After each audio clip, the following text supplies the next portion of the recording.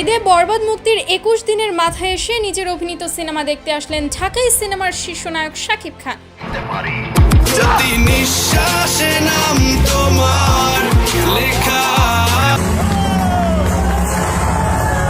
সোমবার ২১শে April airport সংলগ্ন স্টার সিনেপ্লেক্সে সিনেমাটির বিশেষ প্রিমিয়ার শোতে এসেছিলেন এই নায়ক। শাকিব খান বলেন, এত মানুষের ভালোবাসায় আমি মুগ্ধ।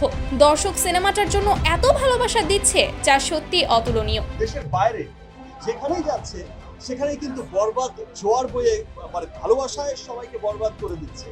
এই ভালোবাসা অব্যাহত থাকলে দেশ।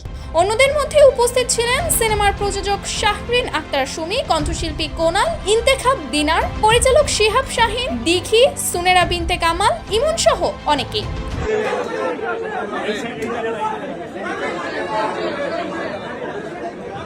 সো গাইস, আপনাদের মধ্যে কে কে এখনো বরবাদ সিনেমাটি দেখেননি অবশ্যই কমেন্ট করে জানাবেন। আর এরকম সব আপডেট পেতে আমাদের চ্যানেলটি সাবস্ক্রাইব করে রাখবেন। ধন্যবাদ।